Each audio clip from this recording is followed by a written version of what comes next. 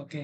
তো আজকে আমরা দেখব হচ্ছে আমাদের কুইক বুকস এর 4th ক্লাস, যেখানে আমরা দেখব ইনভেন্টরি কোয়ান্টিটি অ্যাডজাস্টমেন্ট কিভাবে করে, pay down credit card, petty ক্যাশের ব্যবহার, fund transfer, invoice and bill with class location, তারপরে bill assign by customer, billable interesting একটা জিনিস। তারপরে import invoice and bill, use of journal entry, bank loan amortization, bank loan নিয়ে আজকে আমরা কাজ করব। তারপর record fixed asset calculation, depreciation এবং ডিসপোজাল পর্যন্ত আমাদের কাজ আছে, অনেক কাজ। তো আমরা চলে আসি আমাদের inventory quantity adjustment. Inventory quantity adjustment বলতে আমরা কি বুঝি?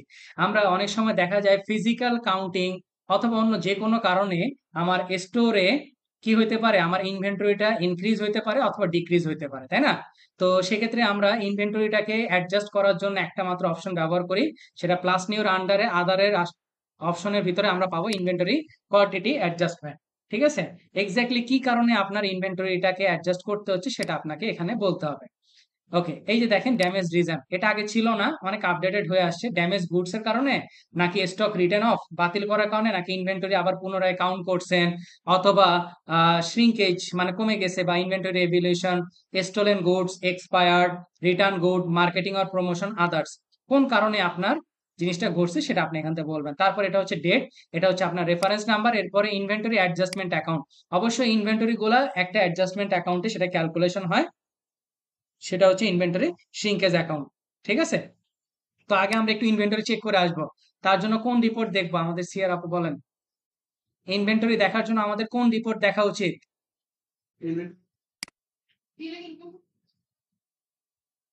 ইনভেন্টরি আছে, ওকে রাইট, দেখি যদি আমার মনে নাই। বলেন ইনভেন্টরি কোনটা দেখবো?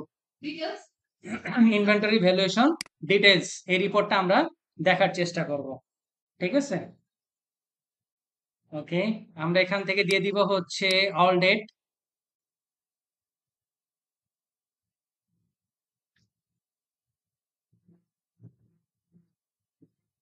এই যে দেখেন আপনার inventory diagnostic and testing equipment হাতে আছে 89, তার কস্টিং আছে হচ্ছে $40,550। কেয়ার 95 মার্কস 90, তার ইনভেন্টরি কস্টিং হচ্ছে 16,500। Life saving equipment 77, surgical equipment 108। এখন দেখেন এই যে আপনি ভ্যালুয়েশন ডিটেল মানে হচ্ছে আপনি এখানে এই ইনভেন্টরির সাথে কি কি কাজ করছেন। দেখেন ধরেন এই ডায়াগনস্টিক এন্ড টেস্টিং ইকুইপমেন্ট, এটার সাথে 8টা ট্রানজেকশন হয়েছে। দেখেন প্রথমে স্টার্টিং ভ্যালু ছিল 100টা, তারপরে ইনভয়েস করছেন 20টা, কমে গেছে। ইনভয়েস করলে কি হয়, ইনভেন্টরি বাড়ে না কমে? ওকে, তারপরে বিল করলে কি বাড়বে না কমবে? বিল করলে বাড়ে না কমে? কারণ বিল করা মানে হচ্ছে কি পারচেজ করা। সবাই এত কনফিউজড হয়ে আছে, আমার থেকেও বেশি কনফিউজড এরা। তারপরে এক্সপেন্স এই যে বৃদ্ধি পাইছে, ক্রেডিট কার্ড ক্রেডিট কমাই দিছি, তাই না? তারপরে এই যে আবার ক্রেডিট কার্ড ক্রেডিট 0, এরপরে হচ্ছে ইনভয়েস এই যে 10টা, আবার ইনভয়েসে 10টা, টোটাল আমার কাউন্টিং হইতেছে 89। ঠিক আছে? তো এইভাবে করে প্রত্যেকটা ইনভেন্টরি তারা কাউন্টিং করে, অবশ্যই সেটা কি ফিফো মেথড। বুঝাইতে পারছি? এখন আসেন আমি দুইটাকে আপনাদের সামনে ডেমো হিসেবে দেখাই, কোন একটা বৃদ্ধি করে একটা কমায়।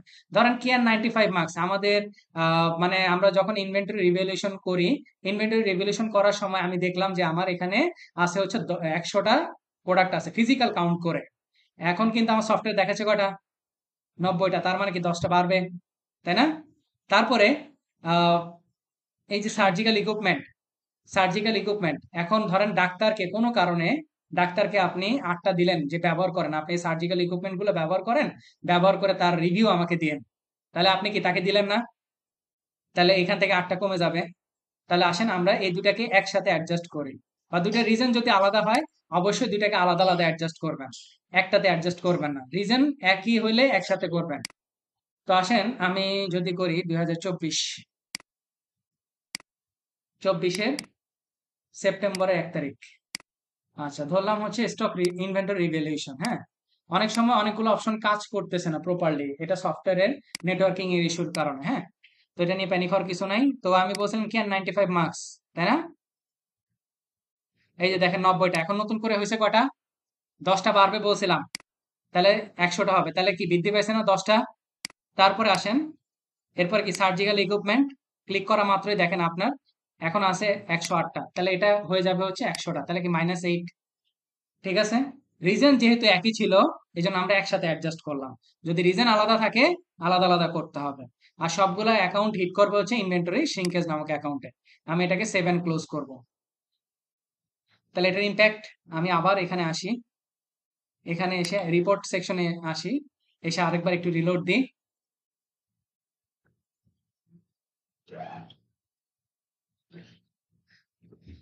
দেখেন কেয়ার 95 মার্কস এখন বর্তমানে আছে কটা? 100টা, ঠিক আছে। তারপরে এই যে যে ভ্যালুটা তারা ওই যে ফিফো মেথডে কাউন্টিং করে ফেলছে। এরপরে সার্জিক্যাল ইকুইপমেন্ট এই যে দেখেন 8টা কমে গিয়ে এখন হয়েছে কটা? 100টা। এভাবে আপনারা কয়েকটা রিজন দেখাবেন, দেখায় ইনভেন্টরি কোয়ান্টিটি অ্যাডজাস্ট করবেন, রাইট? এটার জন্য আমি এক্সট্রা করে ডাটা দিলাম, আপনারা আপনাদের রিপোর্ট দেখবেন। এরপর আসেন pay down credit card. Pay down credit card মানে কি বলেন তো? পে ডাউন ক্রেডিটের অর্থ কি? হ্যাঁ, পেমেন্ট করা, রাইট। মানে ক্রেডিট কার্ডের অ্যামাউন্টটা কমে যাওয়া। তাহলে আগে আমি দেখবো ক্রেডিট কার্ড আমার অ্যামাউন্ট কত আছে, মাই অ্যাপ থেকে অ্যাকাউন্টিং, তার আন্ডারে চার্ট অফ অ্যাকাউন্টসে চলে যাব।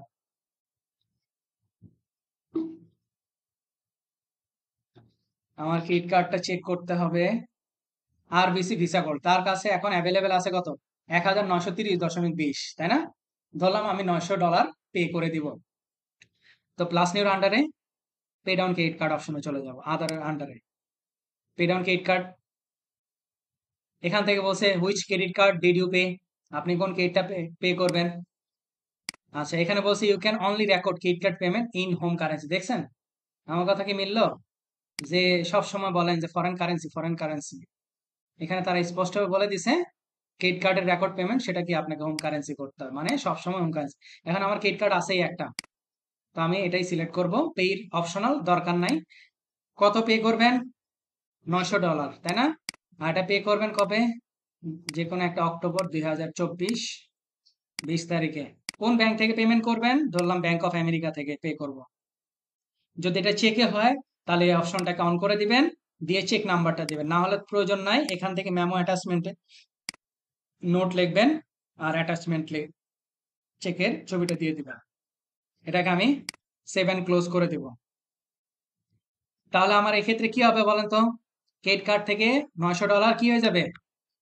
কমে যাবে, আর ওই ব্যাংক থেকেও কমে যাবে, তাই তো? দেখি আমাদের ইম্প্যাক্টটা তারা কোথায় শো করে, একটু রিলোড দিয়ে নিই। ওকে, দেখেন এই যে আরবিসি ভিসা গোল্ড আমার কাছে এখন তারা ব্যালেন্স দেখাচ্ছে 1030.20। আমি যদি এটার অ্যাকাউন্ট হিস্ট্রিতে চলে যাই, মানে আমার লেজার অ্যাকাউন্টে যদি আমি চলে যাই, তাহলে আমি এখান থেকে দেখতে পাবো এই যে দেখেন credit card bank of America থেকে আপনার পেমেন্ট করা হয়েছে $900। তার তার মানে এখন এক্সিস্ট করতেছে $1030.20। বুঝাইতে পারছি? এভাবে করে আপনারা আপনাদের যে ক্রেডিট কার্ড এক্সিস্ট করতেছে সেখান থেকে একটা পেমেন্ট করে দিবেন। এরপর আসেন পেটি ক্যাশ। পেটি ক্যাশ বাংলাদেশি ক্লায়েন্টদের ডিমান্ড থাকে, এছাড়া বিদেশে কোনো পেটি ক্যাশের কোনো এক্সিস্টেন্স নাই। মানে ক্লাউড অ্যাকাউন্টিং সফটওয়্যার পেটি ক্যাশের কোনো এক্সিস্টেন্স রাখে নাই, ঠিক আছে? তারা পেটি ক্যাশ নামক কোনো কিছু ব্যবহার করে না। এখন পেটি ক্যাশ যেহেতু বাংলাদেশি ক্লায়েন্ট হইলে সেক্ষেত্রে আপনারা কাজ করতে পারেন দুইটা। প্রথমত, আমি একটা চার্ট অফ অ্যাকাউন্ট ক্রিয়েট করব, একটা চার্ট অফ অ্যাকাউন্ট ক্রিয়েট করব, লেজার অ্যাকাউন্ট, আর একটা পেমেন্ট মেথড অ্যাড করব। তাহলে কি হবে, আমি ওটা ব্যবহার করে যদি কোনো পেমেন্ট ইউজ করি তাহলে আমার কি সেটাতে ইম্প্যাক্ট করবে, আর আমার চার্ট অফ অ্যাকাউন্টে সেই জিনিসটা দেখা যাবে। এই দুটাই হচ্ছে আপনার পেটি ক্যাশে যদি ইমপ্লিমেন্টেশন করতে চান তাহলে এই দুটাই কাজ করতে হবে। এর বাইরে ক্লাউড অ্যাকাউন্টিং যে কোনো সফটওয়্যারে আপনার পেটি ক্যাশের ব্যবহার একেবারেই নাই। সব ব্যাংক ট্রানজাকশন আর পেটি ক্যাশ, রাইট। ওকে, তাহলে আপনি এখান থেকে দেন পেটি ক্যাশ। এরপর আসেন একটা অ্যাকাউন্ট নাম্বার 101010। আচ্ছা, অ্যাকাউন্ট টাইপ এটা কি হবে? ক্যাশ অ্যান্ড ক্যাশ ইকুইভ্যালেন্ট, তাই না? এই যে ক্যাশ অন হ্যান্ড। এখন যদি কোনো ব্যালেন্স থাকে দিবেন, না থাকলে 0। ওকে, এটা ডেট দিয়ে দিই।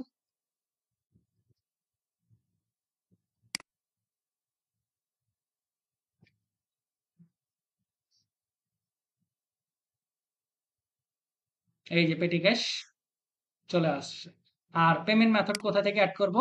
চলে যাব গিয়ার আইকন, সেখান থেকে অল লিস্ট, সেখান থেকে পেমেন্ট মেথড, এখানে আমরা একটা অ্যাড করে দিব, নিউতে গিয়ে পেটি ক্যাশ।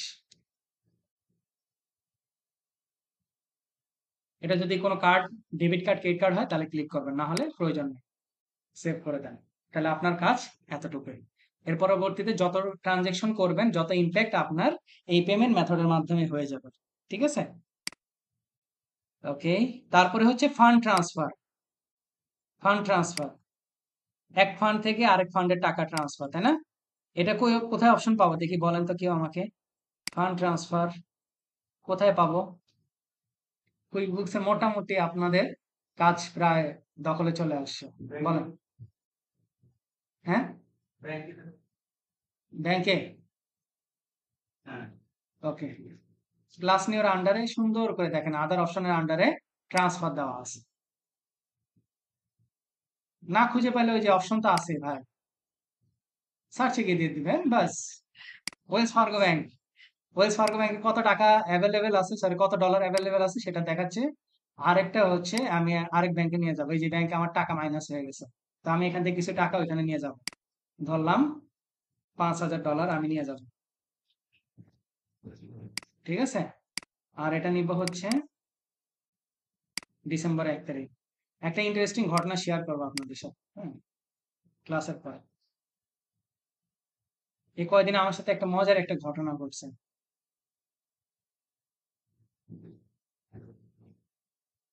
ওকে, তো আমরা যদি ফান্ড ট্রান্সফারটা দেখি, এই যে ব্যাংক অফ আমেরিকাতে দেখেন, অ্যাকাউন্ট হিস্ট্রিতে যদি চলে যাই,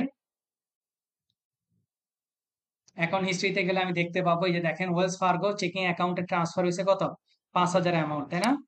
তাহলে এই যে দেখেন টোটাল ব্যালেন্স কত, এখন $1,466.80। ঠিক আছে, এভাবে করে এক ব্যাংক থেকে আরেক ব্যাংকে আমরা ট্রান্সফার করতে পারবো। এরপর আসেন আমাদের এই 4টা টপিক কমপ্লিট। তারপর আসেন invoice and bill with class and location. Class এবং লোকেশন কোথায় আছে, এনিওয়ান? ক্লাস এবং লোকেশন আমার অপশনটা প্রথমে নিয়ে আসতে হবে, কোথায় আছে?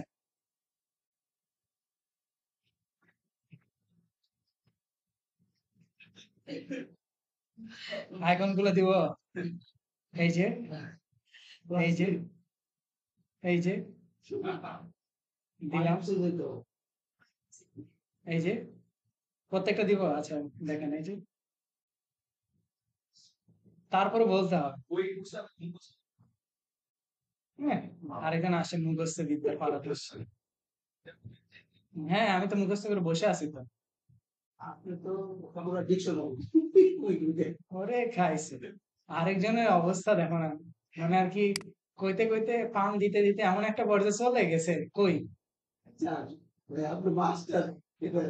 তারপর আমি সুন্দর একটা কমেন্ট করব, আমার কমেন্ট গুলো অনেক সুন্দর না আপু? হ্যাঁ, হ্যাঁ, ইন্সপায়ারিং। আমি ওরকম ইন্সপায়ারিং একটা কমেন্ট করব, শুনে ভালো।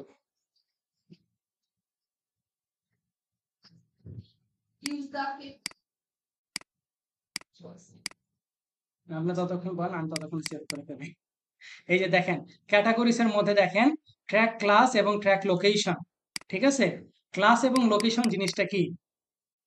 ক্লাস এবং লোকেশনটা হচ্ছে, আমি প্রথম দিন আলোচনা করছিলাম যে আপনার একটা সুপার শপ আছে, ঠিক আছে। এখন সুপার শপের মধ্যে, এখন আপনি যে বিজনেস করতেছেন সেটার মধ্যে বিভিন্ন ধরনের সেকশন থাকে, ঠিক আছে। ফিমেলদের জন্য আলাদা, মেলদের জন্য আলাদা, তারপর গ্রোসারি আইটেম, স্টেশনারি আইটেম, তারপরে হচ্ছে আপনার ভেজিটেবল, এই প্রত্যেকটা সেকশন আলাদা কেন থাকে বলতে পারবেন? কেন তারা দেয়?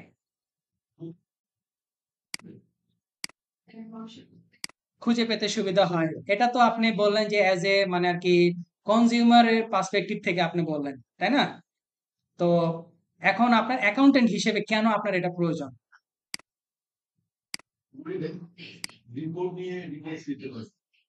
ওকে, আর আর কি উদ্দেশ্য থাকতে পারে?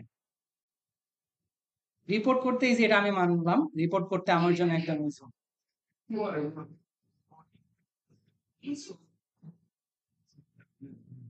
হয়তো ট্র্যাকিং করা ইজি, তাই না? কিন্তু আমি এক্ষেত্রে একটু আপনাদের সাথে এডিশন এই জায়গাটাতেই দিব, যে আমাদের দিন শেষে আমার ধরেন আমি একটা জায়গায় আমি আউটলেট দিলাম, হ্যাঁ, আমার কতটুকু আমার বিক্রয় হচ্ছে, কতটুকু লাভ হচ্ছে বা কতটুকু লস হচ্ছে, সেই জিনিসটা কিন্তু আমার অনেক সময় জানার প্রয়োজন পড়ে, তাই না? তো সেক্ষেত্রে কিন্তু আমার এই কাজগুলা, ট্র্যাক ক্লাস এবং ট্র্যাক লোকেশন যে অপশনটা আছে সেই অপশনগুলো আমাকে অন করতে হয়। বুঝাতে পারছি? ওকে, সবই করা যাবে। এখন এই যে দেখেন, এই যে প্রবলেমটা হচ্ছে, অপশনটা কিন্তু এখানে, আমি অপশনটা বুঝাই। এটা মাঝে মধ্যে সিস্টেম আর আপনি যখন একসাথে কাজ করবেন তখন তারা সেভ নিতে চায় না, অনেকক্ষণ পরে নেয়। দেখেন ট্র্যাক ক্লাস, তাহলে আমার কোন সেকশনে কত আমার লাভ লস হয়েছে সেটাকে আমি খুব সহজে আইডেন্টিফাই করার জন্য, তারপরে কোনটাতে আমার রিসিভেবল কেমন আছে, তারপর কোনটাতে আমার সেল কেমন হচ্ছে, কোনটাতে আমার পারচেজ কেমন হচ্ছে, এই সংক্রান্ত টোটাল ডিটেলসটা আমার কি জানার প্রয়োজন পড়তে পারে। তো এটাকে আমরা ট্র্যাক ক্লাস হিসেবে ধরবো। আর এই অপশনটা হচ্ছে warn me when a transaction is not assigned a class, যদি আপনার কোনো ক্লাসে যদি আপনি ট্র্যাক যদি না করেন তাহলে কি হবে, সে আপনাকে ওয়ার্নিং দিবে। ঠিক আছে, তারপরে অ্যাসাইন ক্লাস দেখেন, একটা হচ্ছে ওয়ান টু এন্টার ট্রানজেকশন, একটা হচ্ছে one to each row in transaction. মানে আপনি চান পুরা ওয়ান টু এন্টার ট্রানজেকশন, মানে কি আপনি পুরা ট্রানজেকশন বা পুরা ঘটনার জন্য আপনি একটাই মাত্র ক্লাস দিতে চান। আরেকটা হচ্ছে one to each row in transaction, মানে আপনার প্রত্যেকটা রো একটা একটা করে ক্লাসে যাবে, ডিফারেন্ট ডিফারেন্ট ক্লাসে থাকতে পারে। ধরেন আপনার মার্কস কেয়ার 95 মার্কস, সেটা মার্কসের একটা ক্যাটাগরিতে চলে গেল। তারপর ধরেন একটা সার্জিক্যাল ইকুইপমেন্ট, সেটা সার্জিক্যাল ইকুইপমেন্টের একটা ক্যাটাগরিতে চলে গেল, তাই না? তো এরকম ক্যাটাগরি ওয়াইজ আমরা চাই প্রত্যেকটা ট্রানজেকশন আলাদা আলাদা যাওয়ার জন্য। তাহলে one to each row in transaction. আর লোকেশন, লোকেশন মানে হচ্ছে ডিফারেন্ট ডিফারেন্ট আউটলেটে আপনার বিজনেসটা কেমন চলতেছে, বা আপনার বিজনেসটা কি বন্ধের মুখে আছে নাকি এটা ভালো অবস্থানে আছে, সেটা ট্র্যাক করার জন্য আপনার ট্র্যাক লোকেশন অপশনটাকে অন করতে হবে। বুঝাইতে পারছি? ওকে, এখন দেখেন এটা যেহেতু নিচ্ছে না, আমি একটু ইয়ে করব। দেখেন আমি যদি, হ্যাঁ, না ওয়ার্নিতে টিক দেওয়ার দরকার নাই, ওয়ার্নিং দিবেন না হলে বারবার প্রত্যেকবার ক্লাস যদি না দেন। ধরেন আমি রিপোর্ট সেকশনে যাই, আমি যদি ক্লাস লিখে বা ইয়ে লিখে সার্চ করি তাহলে কোনো কিছু আসে কিনা আমরা একটু দেখার চেষ্টা করব।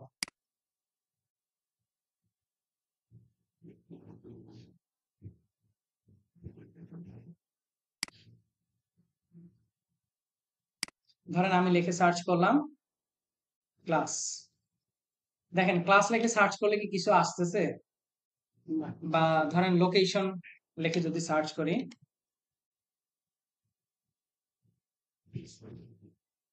আসবে? কোনো কিছু আসবে না।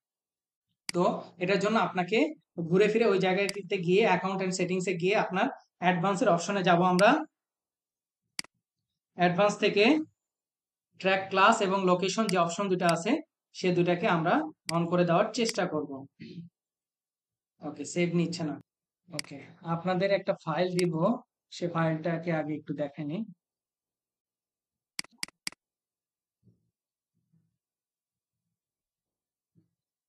এই যে কোথায় ক্লাস এন্ড লোকেশন,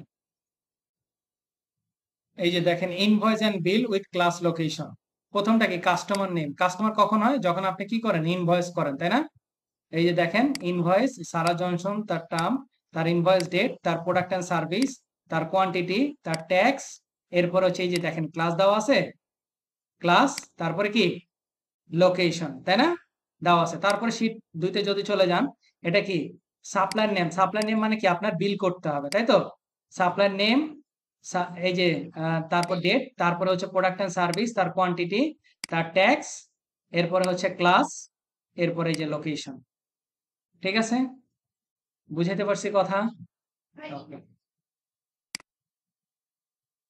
আসবে এটার ইম্প্যাক্টটাই, যেহেতু আমি দেখাতে পারতেছি না এখন, আমি এটাকে আমার অন্য ক্লাসের ভিডিও দিয়ে দেখাচ্ছি। এটার মধ্যে ইনভয়েস, একটাতে হচ্ছে বিল। ইনভয়েসের ক্ষেত্রে হচ্ছে দেখেন ক্লাস এবং লোকেশন আমি দিয়ে রাখছি, হ্যাঁ, প্রত্যেকটা ক্লাস প্রত্যেকটা লোকেশন। এখন ক্লাস এবং লোকেশন কেন প্রত্যেকটা ক্লাস এবং লোকেশন আমরা প্রথম দিন কি করছিলাম, এই কারণেই দিই নাই, সেটা হচ্ছে এখন যে কোথা থেকে অন করবেন আমি তো দেখাই দিছি, তাই না? দেখেন আমি যখন গিয়ার আইকনে চলে যাব, সেখান থেকে অ্যাকাউন্ট এন্ড সেটিংসে চলে যাব। একটা প্রতিষ্ঠান তার ডিফারেন্ট ক্যাটাগরি নিয়ে বিজনেস করে, যেমন সুপার শপ তাদের ডিফারেন্ট ক্যাটাগরি নিয়ে বিজনেস করে। সেই বিজনেসের ক্ষেত্রে জন্য জেন্টস এই ছাড়া অনেক তাদের লাভ লস তারা জেনারেট ডিফারেন্ট আউট কোন লোকেশন, এটার জন্য আমরা কি একটা অপশন একটা 1 টু এন্টার আলাদা আলাদা দেখেন দেওয়ার এখান জন্য থেকে তো আমরা প্রত্যেকটা ক্লাসে আটকে গেছিলাম, সেকশন তাই না? করে। হ্যাঁ, সফটওয়্যার আমাকে প্রত্যেকটা সামনের দিকে ট্রানজেকশনের আগাতে জন্য দিচ্ছিল না। তো এই ইচ দেখেন row 1 in to each row transaction in your transaction. System administration working at the same time, মানে আপনার এবং সফটওয়্যার দেখছেন একসাথে অথবা ওই অনেক ক্লাসে সময় দেখা ঝামেলা যায় সেটা করছিল। লগ আউট করারও প্রয়োজন ট্রাই করতে হবে। আমি যদি একটাকে অন করে দেখাই, এটা মাঝে মধ্যে নেটওয়ার্কের যে ডিফারেন্ট এটা ইস্যুর মাঝে মধ্যে কারণে। সফটওয়্যারে হ্যাঁ, প্রবলেম করবে। অনেক সময় দেখা যাবে যে কুইকবুকস বেশ এর ম্যাক্সিমাম কিছুক্ষণ এই সময় নিতে ঝামেলাগুলো পারে ঘটে আসলে নেটওয়ার্কের শো কারণে। হয় বা এরাইজ হয়। তো গিয়ার আইকনে চলে যাব আবার অ্যাকাউন্টস এন্ড সেটিংসে। ওকে, আমাদের এই পাশে সেটা হচ্ছে আমি যদি ইনস্টল মানে হচ্ছে লোকেশন, ঠিক এই যে আছে? দেখেন আপনি স্টোর এখান চলে থেকে অ্যাড আসছে। করতে পারেন অথবা গিয়ার আইকন থেকে আপনি যদি অল লিস্টের আন্ডারে চলে যান, অল লিস্টে, অল তাহলে এখান লিস্টে গেলে থেকেও এই যে পাবেন স্টোর, হচ্ছে স্টোর লোকেশন মানে কি? স্টোর মানে হচ্ছে লোকেশন, ইউজ মাথায় লোকেশন। রাখবেন। এখন আপনি স্টোর আবার ভুলে ডিফারেন্ট যান না লোকেশন এখান থেকে যে অ্যাড করতে স্টোর মানে পারেন। আগে ধরেন নাম ছিল আপনি লোকেশন অ্যাড স্টোর, করলেন আগে নিউ ছিল ইয়র্ক, লোকেশন, এখন নতুন করে নাম আসে হচ্ছে স্টোর। ঠিক আছে, আপনি এখন এগুলো সাব স্টোর গুলাকে লোকেশন অ্যাড করতে কিনা, পারেন। তারপরে এখন ডিফারেন্ট সেলস এইখানে ফর্মের অনেক জন্য নাকি কিছু আপনার রুলস কাস্টমারদের গুলা জন্য দেওয়া আছে। ব্যবহার এখন করতেছেন, রুলস গুলা নাকি কি, বেসিক্যালি রুলস গুলা কন্টাক্ট অর বলা আছে পেমেন্টের জন্য যে ব্যবহার আমরা করতেছেন। স্টোর গুলা অনেক সময় স্টোরের যে অ্যাড্রেস গুলা সেগুলো আমরা ব্যবহার করি হচ্ছে কি ডিফারেন্ট ক্যাটাগরির ক্ষেত্রে, যেমন কোন সেলস রিলেটেড ফর্মের জন্য ব্যবহার করতে পারি, পারচেজ রিলেটেড ফর্মের জন্য ব্যবহার করতে পারি, শুধুমাত্র কাস্টমারদের সাথে কমিউনিকেট করার জন্য, অথবা শুধু পেমেন্ট পরিশোধ করার জন্য, তাই না? বা কাস্টমারের সাথে ফোনে কন্ট্যাক্ট করার জন্য এই স্টোর গুলা ব্যবহার করতে পারে ইনফরমেশনটা। হ্যাঁ, যদি নাকি কোনো শুধু কিছু না থাকে কমিউনিকেট জাস্ট করার কোনো জন্য বা সেভ, ফোন কোনো রিসিভ কিছু করার জন্য ক্লিক করার প্রয়োজন ব্যবহার নাই, করতেছেন, এই লোকেশন জাস্ট অ্যাড করতে সেভ পারেন। করে দিবেন। তো এই যে আমি এই দেখেন অংশটা নতুন করে একটু একটা অ্যাড আপনাদের হয়ে মানে গেছে। আর কি একটু করে দেওয়ার চেষ্টা করব।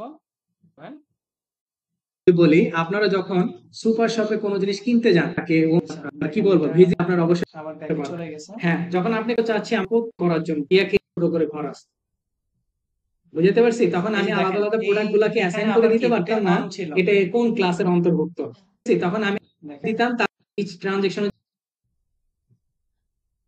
দেখি সেভ করে দিলাম। এই যে দুইটা অন হয়ে গেছে না? দুইটা অন হয়ে যাওয়ার হয়ে যায়, পরে জিনিসটাকে আলাদা আলাদা কিভাবে আসছে। দেখাচ্ছে, যদি আমি কি এন্টার দিতাম তাহলে এই যে এরকম এইখানে একটা ছোট করে ঘর আসতো, বুঝতে পারছি, তখন আমি আলাদা আলাদা প্রোডাক্ট গুলাকে অ্যাসাইন করে দিতে পারতাম না। এটা মানে আমি বুঝেছি স্টোর আমি একটাই দিছিলাম, এই জন্য স্টোরে কোনো অপশন ছিল না। আমার ক্লাসের দুইটা অপশন ছিল, 1 to each row in transaction, 1 to entire transaction. যদি এন্টায়ার ট্রানজেকশন বলতাম এই যে স্টোরের মতো এরকম একটা সিঙ্গেল একটা ঘর আসতো।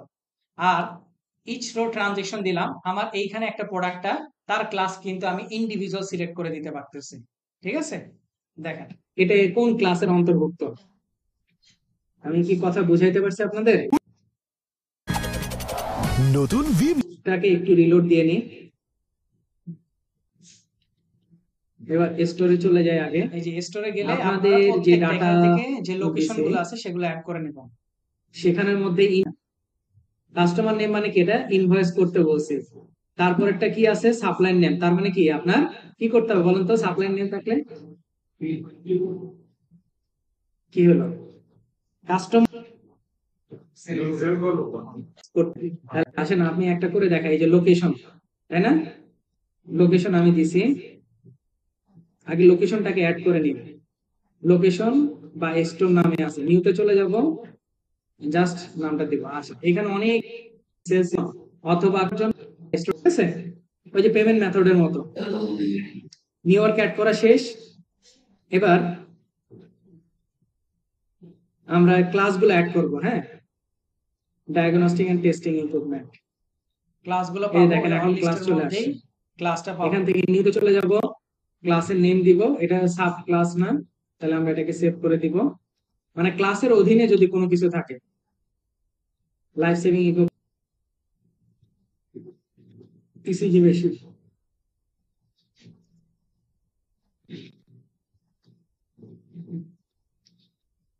তাহলে আমার তিনটে কি ক্লাস অ্যাড হয়ে গেল, লোকেশন অ্যাড হয়ে গেল। এবার আমি যাব হচ্ছে ইনভয়েস করতে। ক্লাস মানে ক্যাটাগরি, ঠিক আছে, আর স্টোর মানে হচ্ছে লোকেশন। ইনভয়েসে কার নামে? সারা জনসন। দেখেন এখান থেকে আমি একটা ইনভয়েস যখন করতে যাব, ইনভয়েসটা খেয়াল করেন।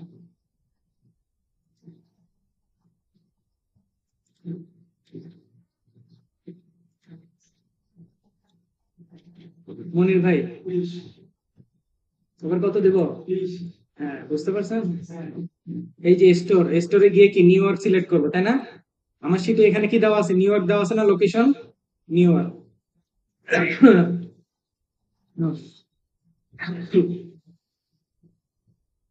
Diagnostic life city.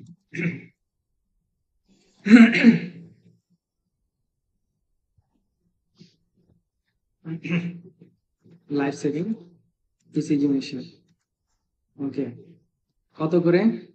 342।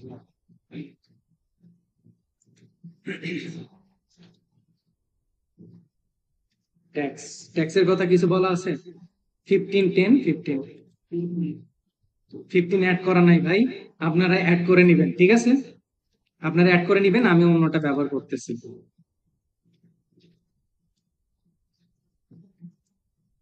এবার ক্লাসগুলো দিব, এটা কার আন্ডারে যাবে? আমাকে এখানে ইনস্ট্রাকশন দেওয়াই আছে, ডায়াগনস্টিকের আন্ডারে যাবে, তাই না? ডায়াগনস্টিকের আন্ডারে যাবে লাইফ সেভিং ইকুইপমেন্ট আর ইসিজি মেশিন। এই যে প্রত্যেকটা জিনিস দেওয়া কমপ্লিট, সবকিছু ওকে থাকলে 7 ক্লোজ করে দেবো। ইনভয়েসের মতোই, তাহলে এটা তাই না? কোথায় পাবো? ইনভয়েসে, তাই না? সেল সেন্টারে গিয়ে পাবো। All transaction, all date.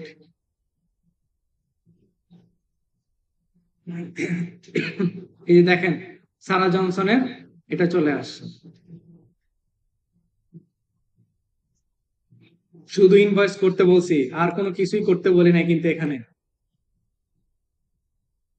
এই যে দেখেন, তাহলে আমি স্টোর আকারে দিলাম। তাহলে ক্লাসের ইয়াটা বুঝতে পারছেন? অপশনটা আমি কি বলছি? 1 টু ইচ রো, তাই না? প্রত্যেকটা রোতে সে আলাদা আলাদা ইন্ডিভিজুয়ালি থাকবে। যদি এন্টায়ার দিতাম, এই যে লোকেশনের মতো কি, সে একটাই মাত্র কলাম থাকবে এখানে, না? নিচে ক্লাস কেমনে থাকবে ভাই? এখানে থাকলে কি আবার এখানে থাকতো? যে কোনো এক জায়গায় থাকবে অপশন। এই জন্য আমরা এটা সিলেক্ট করে দিচ্ছি।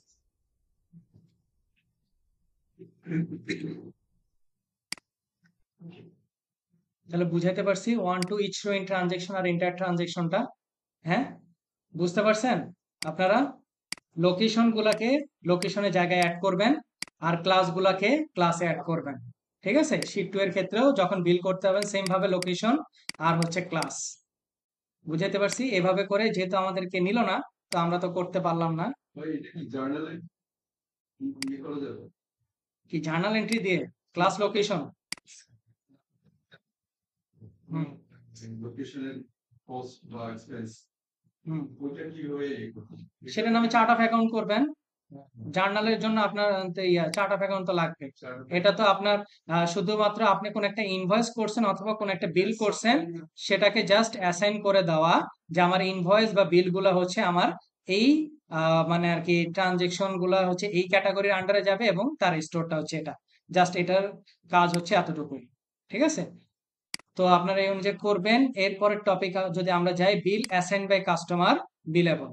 আচ্ছা, এই টপিকটা একটু ইন্টারেস্টিং। আপনাদের এইখানে ফাইলের মধ্যে কোথায় এই যে বিল অ্যাসাইন বাই কাস্টমার। আচ্ছা, এখন আমাকে বলেন যে এমন কোনো দিনও কি ঘটছে আপনাদের লাইফে যে কোন একটা জিনিস কিনছেন, কারো কাছ থেকে 10 টাকা দিয়ে কিনছেন, কাউকে না জানায় আপনি সেটা 20 টাকা দিয়ে আরেকজনের কাছে বিক্রি করে ফেলছেন? এরকম কি ঘটছে? অ্যাট দ্য সেম টাইম আপনি 10 টাকা দিয়ে কোনো প্রোডাক্ট কিনছেন, কিনার পরে সেটা আরেকজনের কাছে অ্যাট দ্য সেম টাইম 20 টাকা বিক্রি করছেন, তার মানে কি 100% লাভ না? যদি পার্সেন্টেজ আমরা হিসাব করি, মানে 10 টাকায় 10 টাকাই লাভ। এরকম কি হয়েছে? করেন নাই? করবেন। ঠিক আছে? তো বিজনেসের ক্ষেত্রে এরকম ঘটে। কি এইভাবে ঘটে, দেখবেন যে যখন দ্রব্যের দাম বেড়ে যায় হঠাৎ, ধরেন কালকে কোন একটা জিনিসের দাম বেড়ে গেছে, এই যে ধরেন যখন বাজেট আসে, বাজেট আসলে কি কিছু জিনিসের দাম কিন্তু অটোমেটিক্যালি বাড়ে। এই বাজেট ঘোষণা হবে হবে এই একটা সিচুয়েশনে সব থেকে বেশি মানে আর কি দামের উঠানামা করে হচ্ছে তামাক জাতীয় দ্রব্য, ঠিক আছে? যারা স্মোকিং পার্সন তাদের ক্ষেত্রে, হ্যাঁ, এটা বেশি মানে আর কি প্রবলেম হয়। কালকে থেকে মানে আর কি 10 টাকার জিনিস 13 টাকা দিয়ে কিনতে হবে।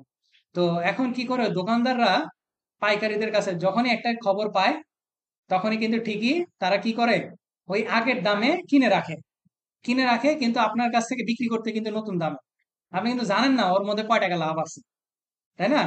তো এখন এখানে কাজ হচ্ছে আপনি করবেন হচ্ছে একটা বিল, কিন্তু ব্যাক হ্যান্ডে ইনভয়েস তৈরি হয়ে যাবে যাদের কাছে আপনি বিক্রি করতেছেন।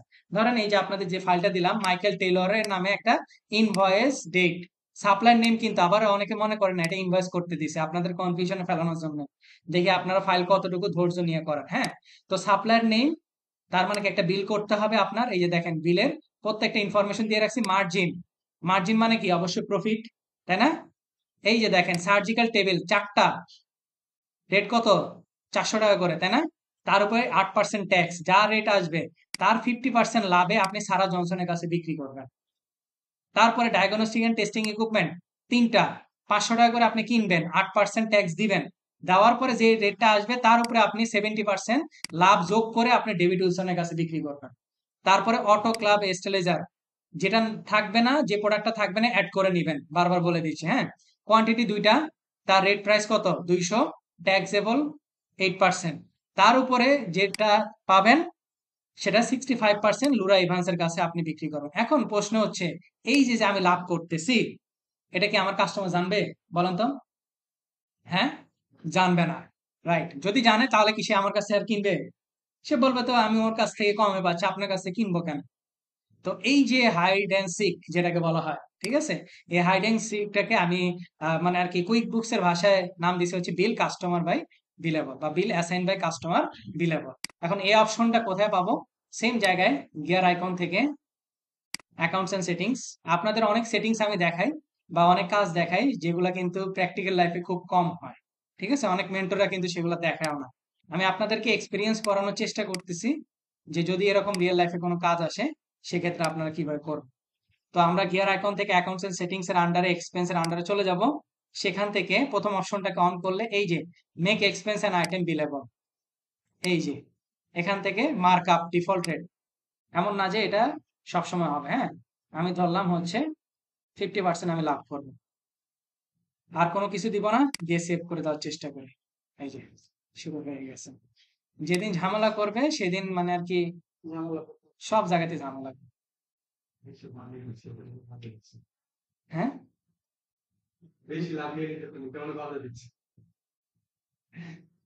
কি বলবো, কিছু বলার নাই।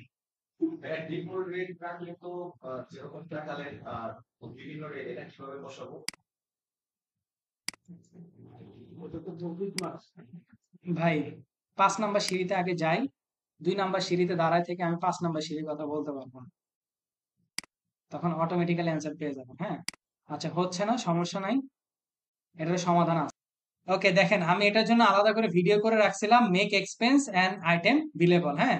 আপনারা আমার যে চ্যানেল আছে সেখানে গেলেই সুন্দর করে এটা পেয়ে যাবেন। আমি এটার ইম্প্যাক্ট আপনাদেরকে আমরা কোনো দেখানোর চেষ্টা কাস্টমারকে করি। যাব কুইকবুকস অনলাইনের ড্যাশবোর্ডে। তারপরে তারপরে ওকে আমরা দেখেন চলে যাব gear icon. Gear icon gear থেকে আইকন চলে থেকে যাব কোথায় অ্যাকাউন্টস কোথায় এন্ড যাচ্ছি, সেটিংস। মনোযোগ দিয়ে দেখেন। সেখান থেকে তার আন্ডারে চলে যাব হচ্ছে আমরা একটু আগে এক্সপেন্স আমরা গেলাম সেন্টারে। এক্সপেন্সে। তারপরে বিলস এন্ড এক্সপেন্সে চলে যাব। সেখানে দেখেন মেক এক্সপেন্স এন্ড আইটেম বিলেবল, আমরা এটাকে অন করে দিব। এখানে আমরা বাই ডিফল্ট একটা রেট দিয়ে দিতে পারি। বাই ডিফল্ট আমরা ধরলাম হচ্ছে 30% আমরা বেনিফিট করব এবং একটা প্রোডাক্ট। এইখানে যদি আপনি এই যে মার্কআপের যে বক্সটা আনচেক মার্ক করে যদি থাকে তাহলে কি হবে জানেন? আপনি মার্জিন বসাতে পারবেন না ইনভয়েসের মধ্যে। বুঝতে পারছি? মার্জিন আপনি বসাতে পারবেন না। আপনাকে ডিফল্ট রেট হইলেও দিতে হবে। আপনি এর পরবর্তী ডিফল্ট মানে কি? জাস্ট আমার ওই অপশনটাকে চালু করার জন্য। এর পরবর্তীতে গিয়ে আমি আমার যে কোনো রেট এডিট করতে পারবো। কিন্তু যদি এই অপশনটা না ব্যবহার করি তাহলে কিন্তু আমার মার্কআপ আসবে না। এর উপরে অবশ্যই পরবর্তীতে রেটটা চেঞ্জেবল। তারপরে track billable expense and item as income, অবশ্যই আমি ট্র্যাক করতে চাচ্ছি ইনকাম হিসেবে যেটা এবং এক্সপেন্স হিসেবে যেটা আমার কি বিল হবে সেগুলো আমরা ট্র্যাক করতে যাচ্ছি। তাহলে আমরা এটাকে সেভ করে দিব, দেওয়ার পরে ডান দিব। তারপরে আমরা চলে যাব হচ্ছে প্লাস নিউর আন্ডারে। তারপরে আমরা চলে যাব প্লাস নিউর আন্ডারে, আমরা একটা বিল করতে চলে যাব।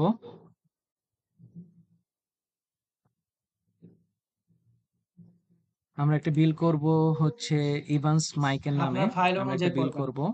সে বিলটা হবে জুলাই 1 তারিখ।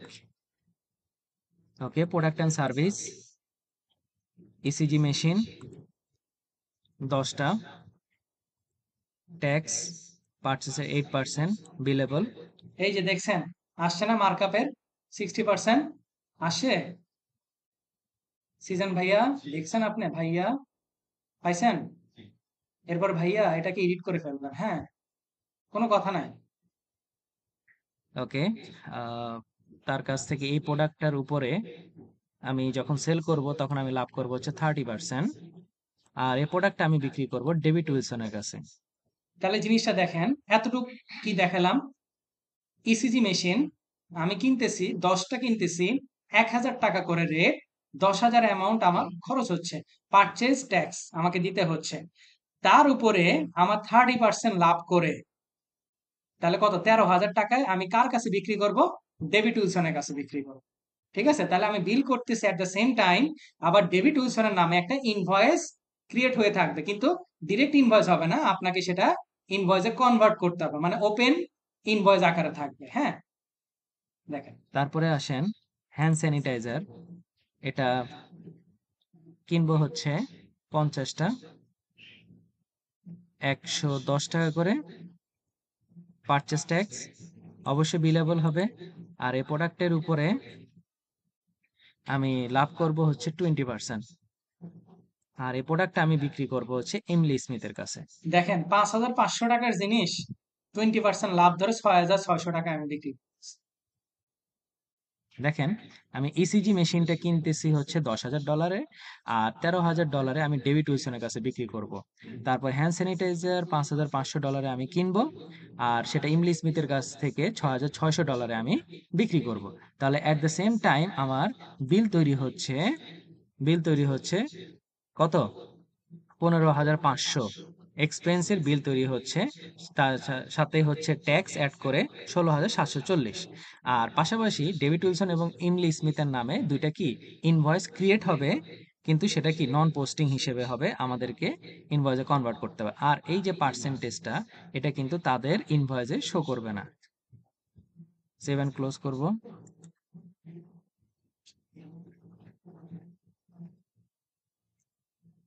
তারপর দেখেন এক্সপেন্সে ইভান্স গেলে মাইকের নামে আমি এটাকে এটাকে একটু ভিউ, ভিউ করব। Surf excel matic liquid tab নিয়ে আমি আমাদের যে কাস্টমার আছে ডেভিড উইলসন এবং ইমলি স্মিথকে আমরা একটু খুঁজে বের করার চেষ্টা করব যে ডুপ্লিকেট করে তাদের নিব। নামে কি ইনভয়েস ক্রিয়েট হয়েছে এবং সেটা প্রফিটটা কিভাবে হয়েছে সেটাও আমরা একটু দেখব। তো আমরা চলে যাব সেলস প্যানেলে, নেভিগেশন থেকে অল সেলসে চলে যাব, সেখান থেকে অল ট্রানজেকশন, অল ডেট। দেখেন এখানে খুব সুন্দরভাবে তারা দিয়ে দিছে। এখান থেকে দেখেন এখানে দেখছেন দুইটা কাস্টমারের ইনভয়েস নাম, হয়েছে না তাদের টাইপটা নামে। কি বিলেবল এক্সপেন্স চার্জ, কত পার্সেন্ট প্রফিট করতেছি, সেই অ্যামাউন্টটা কত, এটার স্ট্যাটাস কি এখন ওপেন আকারে আছে। এটা কি ইনভয়েসে যখন কনভার্ট করব তখন কি আমার সেটা অ্যাকাউন্টিং এ প্রপারলি হিট করবে। এছাড়া এখন পর্যন্ত সেটা কি ড্রাফট আকারে আছে। তাহলে আমি একজনের নামে একটু ওপেন করার চেষ্টা করি। ঠিক আছে, ইমলি স্মিথের নামে ক্রিয়েট ইনভয়েসে চলে যাব। ইমলি স্মিথের কাছে আমি কি বিক্রি করতেছি, হ্যান্ড স্যানিটাইজার, যেটা 5,500-তে আমি কিনছি, এখন বিক্রি করতে 6,600, 20% প্রফিট। ওকে, ইনভয়েস করতে যাব। ইনভয়েস করতে গেলাম হচ্ছে জুলাইয়ের 2 তারিখ। দেখেন হ্যান্ড স্যানিটাইজার 5,500, এই যে 20% মার্কআপ, এখানে সুন্দর করে বলা আছে your customer won't C this, মানে আমার আপনার কাস্টমারটা কাস্টমার কি সেটা এটা দেখতে পাবে না। দেখতে পাবে না। তাহলে এই যে 1,100 1100 টাকা টাকা, লাভ।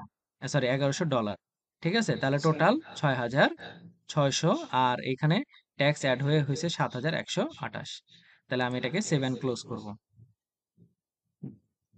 আমি এবার ইনভয়েসটা ওপেন করব, তাহলে বুঝতে পারবেন যে কাস্টমার এক্স্যাক্টলি কি আমার এটা দেখতে পাচ্ছে কিনা। আমি এটার চলে যাব টেমপ্লেটে, একটু প্রিন্ট করব, প্রিন্ট আর প্রিভিউতে যাব। আমি এটাকে ডাউনলোড করে নিই।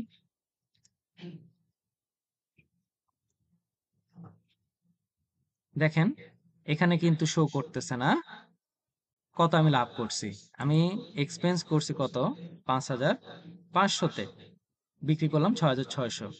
আমার যে কাস্টমার ইমলি স্মিথ, সে কিন্তু বুঝতে পারে নাই আমি কত পার্সেন্ট এখান থেকে বেনিফিট বা প্রফিট করছি। সে কিন্তু একবারেই দেখতেছে 6,600। ঠিক আছে, কয়টা প্রোডাক্ট, 50টা প্রোডাক্ট, 110 টাকা আমি কিনছি। সেটা কি ক্যালকুলেশন করে, বেনিফিটটা সহ ক্যালকুলেশন করে সেটা রেটটা হয়ে গেছে কত, 132। তো এইভাবেই আমরা বুঝতে পারছেন জিনিসটা? হ্যাঁ,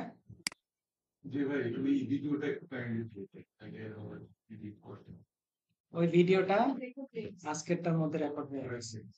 ঠিক আছে, তো আপনার বাসায় চেষ্টা করবেন আপনাদের ফাইল অনুযায়ী। ঠিক আছে, বুঝাতে পারছি। এট দ্য সেম টাইম আপনারা একটা বিল করবেন আর কি হয়ে যাবে, ইনভয়েস হয়ে যাবে। এটাকে বলা হয় কুইক বুকস এর ভাষায় হাইড অ্যান্ড সিক অপশনটাকে আমি নাম দিছি বিল অ্যাসাইন বাই কাস্টমার বিলেবল। ঠিক আছে, এগুলো ব্যবহার খুব সচরাচর, খুব কম হয়।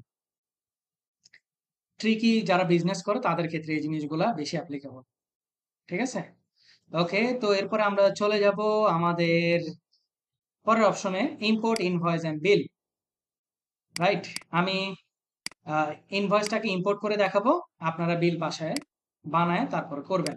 এই যে দেখেন আপনাদের অ্যাসাইনমেন্টের মধ্যে পাবেন ইম্পোর্ট ইনভয়েস, অপশনটাকে অন করলাম।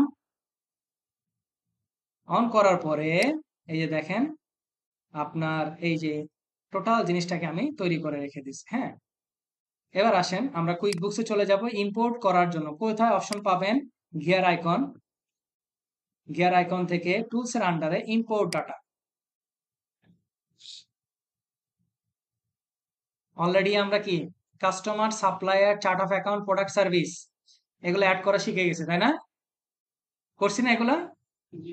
ওকে, তো আজকে আমরা করব ইনভয়েস। বিলটাও আপনারা সেম ভাবে করবেন। তো আমরা ওপেন করব, ওপেন করার পরে তারা কিছু গাইড দিচ্ছে। এক্সাম্পল ফাইল, আগে এক্সাম্পল ফাইলটাকে ডাউনলোড করে নিব। আমাদের প্রথম কাজ,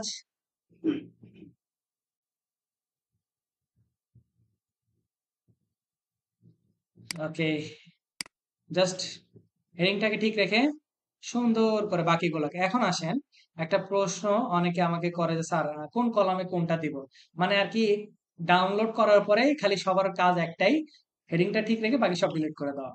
ডিলিট করার আগে একটু দেখেন তারা কোন কলামে কি জিনিসটা কিভাবে বসাইছে, তাহলে কিন্তু আপনারা সেই তাদের প্যাটার্নটা কিন্তু বুঝতে পারবেন। বুঝাইতে পারছি? কোন কলামে কি দিছে আর কোন কলামটা কিভাবে তারা ব্যবহার করছে সেটা আপনারা দেখতে পাবেন। এটা অবশ্যই ডাউনলোড করার পরে খালি ডিলিট করে দেন। হ্যাঁ, এখানে ম্যান্ডেটরি ফিল্ড হচ্ছে invoice number, customer, invoice date, due date, আরেকটা হচ্ছে item amount, item tax code.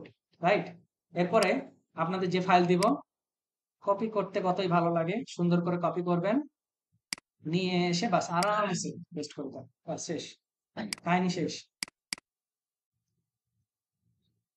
এখন এখানে দেখেন 1025-এর জন্য আমি কটা করছি, 3টা। তার মানে কি এই ইনভয়েসের লাইন কটা, 3টা না? এখন ইনভয়েসের লাইন 3টা। এখন এই যে নাম্বার বলেন বা কাস্টমার নেম বলেন বা ইনভয়েস ডেট, ডিউ ডেট, এগুলো দেওয়া হচ্ছে ম্যান্ডেটরি ফিল্ড। মানে যেগুলো স্টার মার্ক দেওয়া আছে, ধরেন 3টা লাইন হয়েছে আপনাকে 3বারই লিখতে হবে। যদি 4টা লাইন হয় 4বারই আপনাকে লিখতে হবে। মানে ম্যান্ডেটরি ফিল্ড গুলা আপনি যদি মনে করেন যে হ্যাঁ 3টা লাইন হয়েছে আমি একবারই লিখবো, এখন কোনো কারণে যদি ইম্পোর্টে ভুল হয়ে যায় সেটা দায়ভার সম্পূর্ণ আপনার। এজন্য যেগুলো ম্যান্ডেটরি ফিল্ড সেগুলো অবশ্যই ফিল আপ করবেন। ঠিক আছে, ওকে, আমি এটাকে সেভ করে দিলাম। এরপরে ব্রাউজ করে দিব সুন্দর করে, যেখানে আছে সেখান থেকে নিয়ে চলে আসবো। 1000 রো এর বেশি হওয়া যাবে না। এখানে দুটো অপশন বলছে, যদি নতুন কোনো কন্ট্যাক্ট থাকে তা কুইক বুকসে না থেকে থাকে তাহলে সেটা অ্যাড করে নিবে, নতুন প্রোডাক্ট সার্ভিস যদি অ্যাড করা না থাকে তাও তারা অ্যাড করে নিবে। ওকে, নেক্সট। এখানে আপনাকে বলে দিছে ইনভয়েস ডেট, মান্থ, ডেট, ইয়ার, তারপর আইটেম এক্সক্লুসিভ। নেক্সট অপশনে এই যে আপনার ট্যাক্স রেট জানতে চাইছেন, কোনটা কোন ট্যাক্স রেট বলতে পারবেন? ওকে,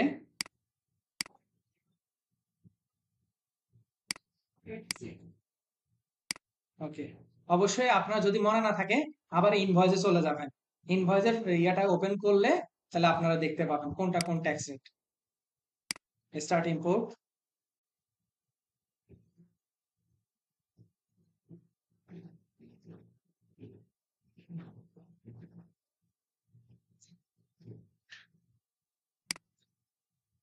কই পাবো বলেন, ইনভয়েস গুলো এখন কই পাবো? সেলস এন্ড গেট পেড থেকে সেলস ট্রানজেকশন, তাই না? All transaction, all date. এই যে এখানে চলে আসে, কত ছিল? এই যে 25 দেখছেন, তারপরে কত 26, এরপরে হচ্ছে 27, 28, 29। ধরেন আমি একটা ওপেন করি, হ্যাঁ 25 নাম্বারটাই ওপেন করি, আমার ঠিকঠাক মতো ইম্পোর্ট হয়েছে কিনা আমি এটাকে ভিউ করব।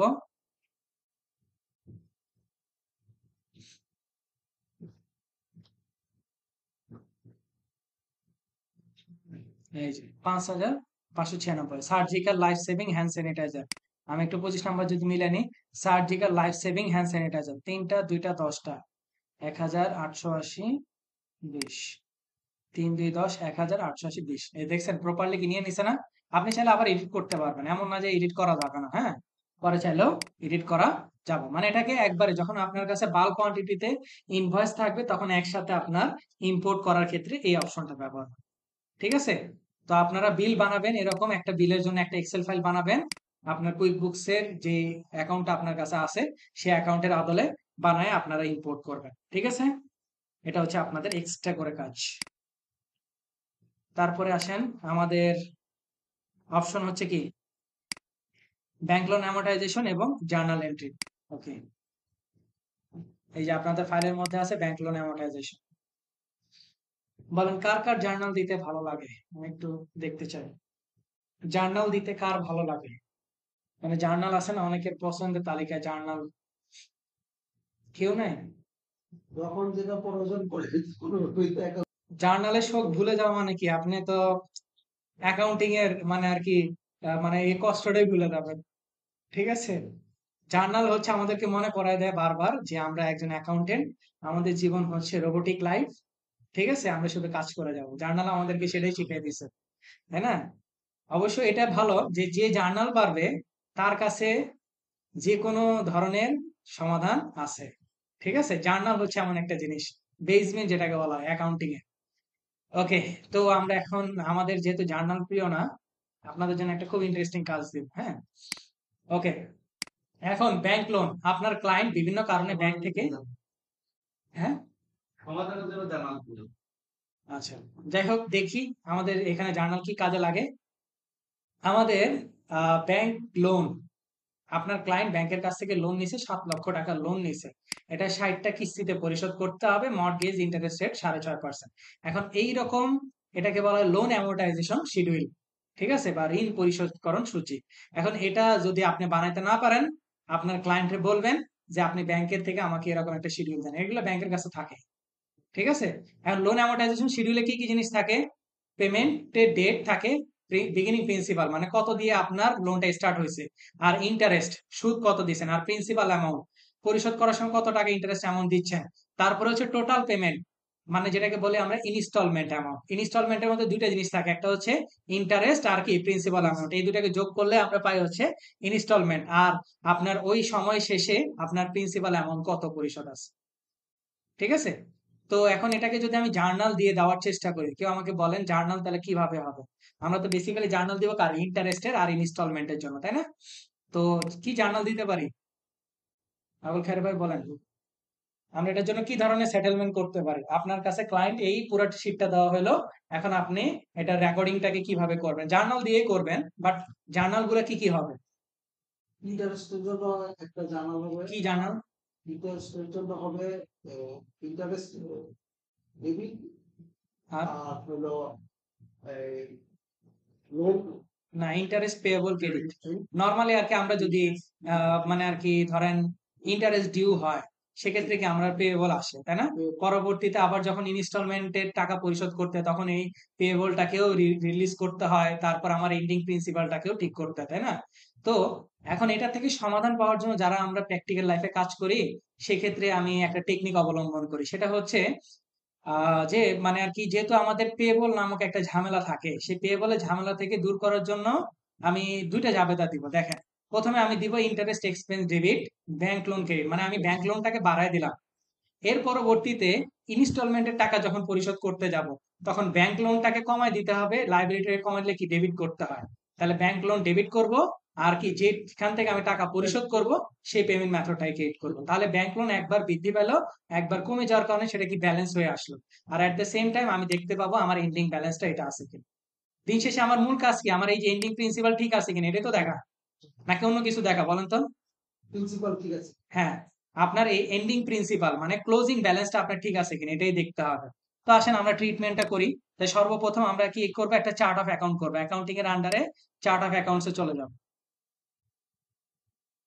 সেখান থেকে আমরা ব্যাংক লোনের নামে একটা চার্ট অফ অ্যাকাউন্ট করব।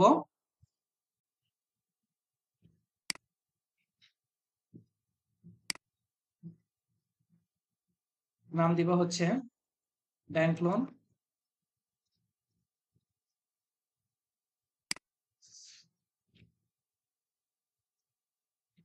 অ্যাকাউন্ট টাইপ, এটা যেহেতু লায়াবিলিটি, কি হবে বলেন? লায়াবিলিটি কয়টা stage? Accounts payable, credit card, current liability, non current liability, কোনটা দিব? Non current line. এটা loan amount, loan amount, accounts payable না। এই যে লং টার্ম ডেট, দীর্ঘমেয়াদী লোন, কত? 7 লাখ না? আমার স্টেটমেন্টে 7 লাখ।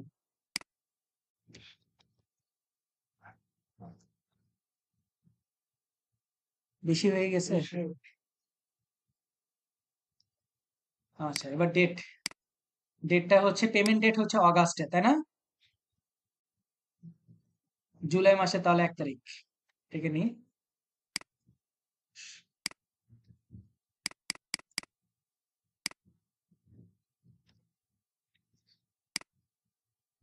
দিয়ে আমি এটাকে সেভ করে দিলাম। আচ্ছা,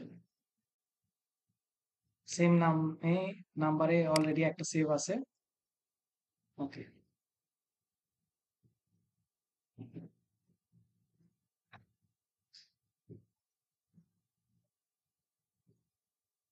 এই যে 2050 ব্যাংক লোন, 7 লাখ, তাই না?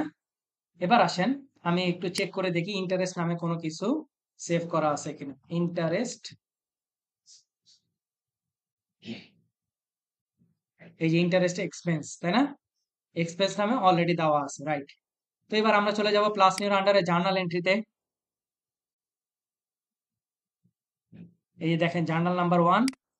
তাহলে প্রথমে কি আমি এই আমার স্টেটমেন্ট থেকে বা লোন অ্যামortization শিডিউল থেকে আমি প্রথম ইন্টারেস্ট ডিউর জন্য জার্নাল দিব। এটা কি পেমেন্ট ডেট, আবার ভুল করে এই ডেটে আপনি আবার ইন্টারেস্ট ডিউ করেন না, হ্যাঁ? জুলাইয়ের কয় তারিখ? 31 তারিখ আমার ইন্টারেস্ট ডিউ হবে 3,500 টাকা। তাহলে এটার জন্য আমি জার্নাল দিব জুলাই 2021, 31 তারিখ। আমি জার্নাল দিব ইন্টারেস্ট, ইন্টারেস্ট এক্সপেন্স ডেবিট, কত? 3,500। আর কি দিব? Bank loan credit, bank loan credit 3,500, right? দিয়ে আমি এটাকে সেভ করে দেব।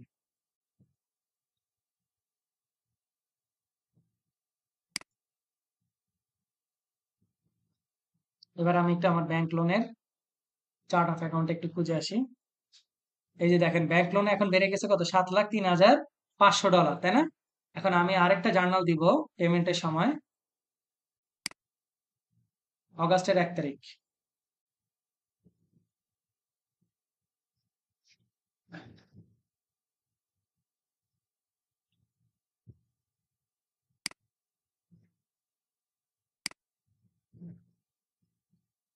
অগাস্ট 2021, 1 তারিখ। এখন জার্নাল হবে হচ্ছে আমার bank loan, bank loan debit, কত টাকা দিয়ে দিব?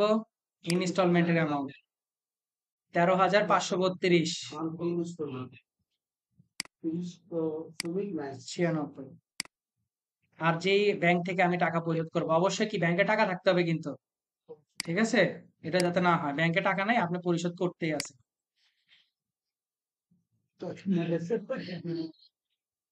এরকম এক এরকম একজন মেন্টরকে দেখছি, মানে আর কি ব্যাংকের টাকা পরিশোধ করতে করতে পুরো মাইনাসই হয়ে গেছে। ভাই টাকা না থাকলে হয় আপনি ফান্ড ট্রান্সফার করেন অথবা ব্যাংকে ডিপোজিট করেন, শেষ। দুইটার একটা করলেই তো হচ্ছে। তাই শুধু শুধু ছেলে পেলেদের মানে আর কি এরকম মাইনাস দিয়ে দেখানোর মানে কি? স্বাভাবিক। ওই যে মুখস্থ বিদ্যা একটা আছে না, যদি না পড়া ধরা। ওভারডিউ অ্যাকাউন্ট ক্রিয়েট করছে। উনি ওই সিসি লোন ক্রিয়েট করছে। হ্যাঁ,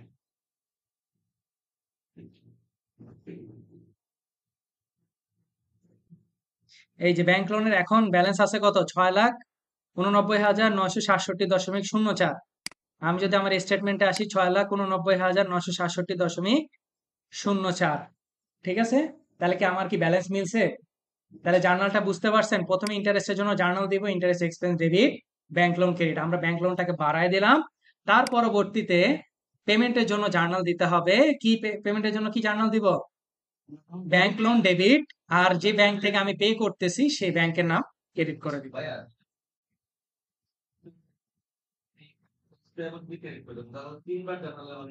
হ্যাঁ হ্যাঁ, ওইটা ঝামেলা থেকে মুক্তি পাওয়ার জন্য আমি এটা করছি। রাইট, ঠিক আছে। একবার ব্যাংক লোনটাকে বাড়াই দিয়ে একবার ব্যাংক লোনটাকে কমাই দিছি, এটাই। ঠিক আছে, তো আপনারা জার্নাল আছে কয় তারিখ? নভেম্বর, হ্যাঁ। আপনারা করবেন হচ্ছে এই যে 52 পর্যন্ত করবেন, হ্যাঁ। তাহলে কটা হয়? 52 দুগুণ কত? 104। 104টা জার্নাল দিবেন, ঠিক আছে। ওকে, এবার আসেন ভাইয়ের কথার অ্যান্সার দিই। ভাই বলছেন যে হচ্ছে রিকারিং করা, তাই না? এখন আপনার সামনে আছে, দেখে না সুন্দর করে রিকারিং করতে পারতেন। রিকারিং কি করবেন বলেন আমাকে? ওই প্রতি মাসে বা যখন যে রেট আছে সেই রেট অনুযায়ী কোনটা? এখানে তো এমন দুইটা, একটা ইন্টারেস্ট একটা ইনস্টলমেন্ট। ইন্টারেস্ট কিভাবে করতে পারবেন? আপনার ইন্টারেস্টে এমন কি চেঞ্জ হচ্ছে না? হ্যাঁ ইস্যু কিভাবে? আপনার রিকারিং করার জন্য তো হচ্ছে আপনার একটা কি লাগে? নির্দিষ্ট অ্যামাউন্ট লাগে। আচ্ছা ধরলাম যে আপনি রিকারিং করলেন, ঠিক আছে? তাহলে কি হবে? আবার ওই সময় গিয়ে আপনাকে ওটাকে চেঞ্জ করতে হবে ম্যানুয়ালি। তাহলে ঘুরে ফিরে তো আপনার কষ্ট রয়ে গেল। তারপরে ইনস্টলমেন্টের জন্য আপনি করতে যাচ্ছেন, হ্যাঁ ইনস্টলমেন্টের জন্য করা যায়, যেহেতু এটা সেম অ্যামাউন্ট আছে, আপনি এটা করতে পারেন, ঠিক আছে। কিন্তু এর থেকে ভালো এমনি করা ভালো। জার্নাল আপনি ইম্পোর্ট করেন, ইম্পোর্ট করতে গেলে তো ভাই জার্নালগুলো লিখতে হতে হবে আপনাকে, তাই না? ইম্পোর্ট করা যে কথা, ম্যানুয়ালি করা একই কথা, এই জন্য এটার নাম ম্যানুয়াল জার্নাল। ওকে, প্র্যাকটিসটা ভালো। হ্যাঁ করেন, সমস্যা নাই। ঠিক আছে, 104টা জার্নাল প্র্যাকটিস করবেন আপনাদের। এই যে আমরা আজকে আমাদের লাস্ট টপিকে চলে আসি না? ওকে, ফিক্সড অ্যাসেট কিভাবে রেকর্ড করে, তার ডেপ্রিসিয়েশন এবং ডিসপোজাল নিয়ে আলোচনা করব। তো আপনাদের ফাইল যেটা দিয়ে দিব, record fixed asset calculation of depreciation. এই যে দেখেন, একটা আমি শিডিউল আপনাদেরকে দেওয়ার চেষ্টা করছি। ডেট অফ পারচেজ, তারপরে কত সালে কিনা হয়েছে, ফিক্সড অ্যাসেটের ক্যাটাগরি, তারপরে সাপ্লায়ার। ভাই ফিক্সড অ্যাসেটের মধ্যে সাপ্লায়ারের কাজ কি? কেউ আমাকে বলেন তো, ফিক্সড অ্যাসেটের মধ্যে সাপ্লায়ার বা ভেন্ডরের কাজ কি? প্রোডাক্টের প্রত্যেকের কেনার হবে, যদি প্রত্যেকের যদি কোনো সার্ভিস লাগে রেকর্ডটা জানা থাকবে। ওকে, এনিওয়ান? আপনি ফিক্সড অ্যাসেট যখন ক্রয় করবেন তখন তো আপনার এটা বুক করতে হবে, কোনো সাপ্লায়ার থেকে নিশ্চয় করে কিনবেন। তো এই ক্ষেত্রে সাপ্লায়ার নিলাম, আপনার অ্যান্সার নিলাম। এনিওয়ান? বাকিরা? বের করার জন্য ফিক্সড যে কথা সেটার জন্য তো হয় ব্যাংক থেকে কি কি মানে না হেল্প নেওয়া যায় বা সাপোর্ট নেওয়া যায় সেই বিষয়ে তথ্য নেওয়ার জন্য কাজ করা হয়। কারণ হচ্ছে একটা প্রোডাক্ট আমি কিনলাম, সেই প্রোডাক্টটা তো সবকিছু ফিক্স সম্পর্ক থাকবে, কিন্তু সেটা যদি একটা সার্ভিস দেওয়া লাগবে সেই বিষয়ে তথ্য। এটা তো এখানে না ভাই, এটা আপনার সার্ভিসের প্রশ্ন তো এখানে না। আমি বলছি ফিক্সড অ্যাসেট কেনার ক্ষেত্রে আমার সাপ্লায়ার বা ভেন্ডরের কাজ কি। ভাই এখানে কেন আমি শিডিউলের মধ্যে এটা কেন রাখছি? অবশ্যই কোনো না কোনো রিজনে রাখছি, আমি সেটাই জানতে চাচ্ছি। হুম, কাকে? কেউ কিনতে পারে, কাকে টাকা দিচ্ছি সেটা।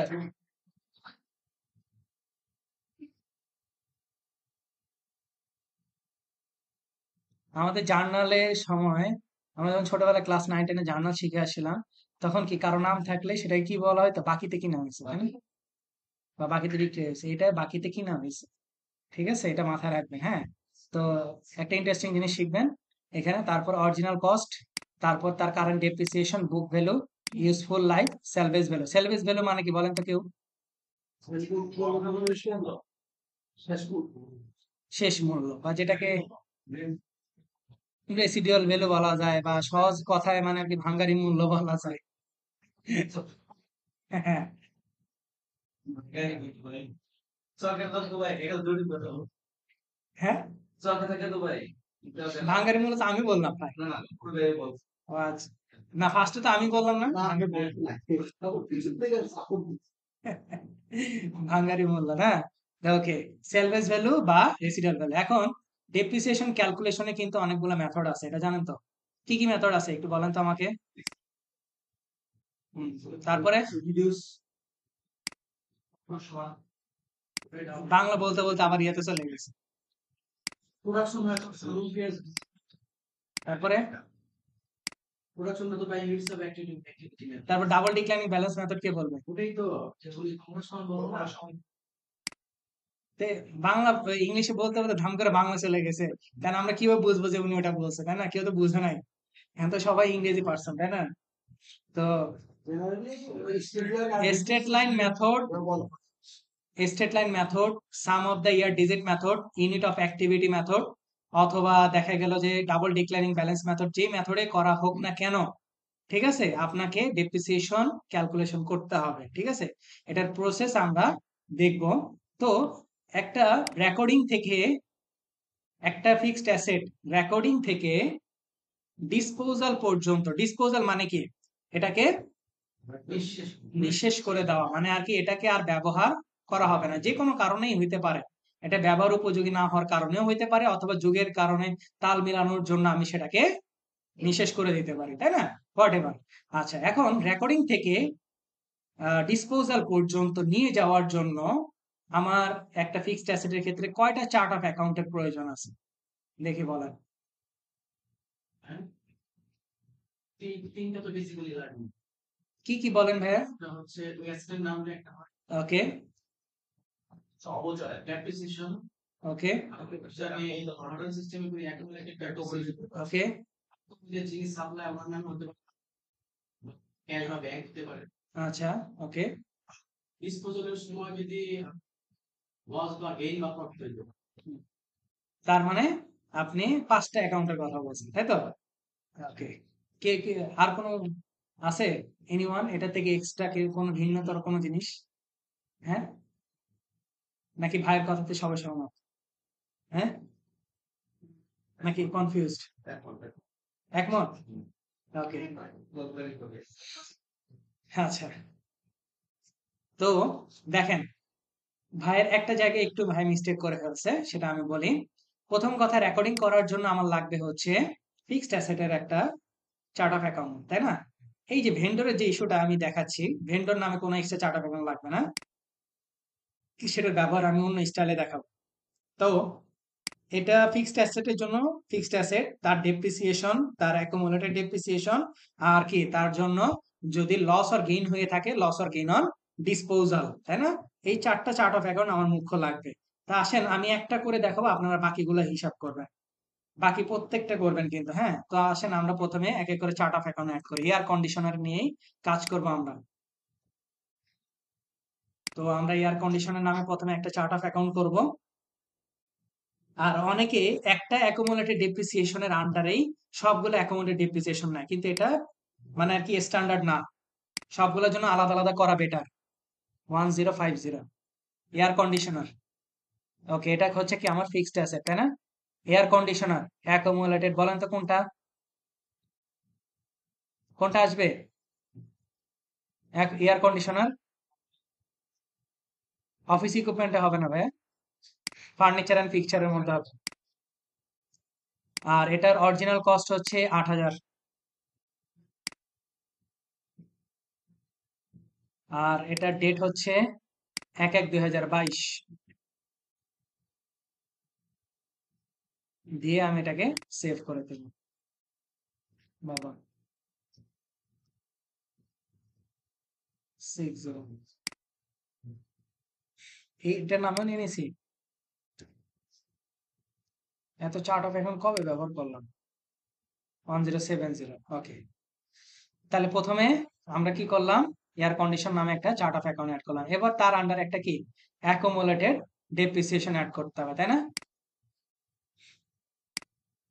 নাম দিব অ্যাকুমুলেটেড ডেপ্রিসিয়েশন হাইফেন দিয়ে অ্যাসেটের নামটা লিখে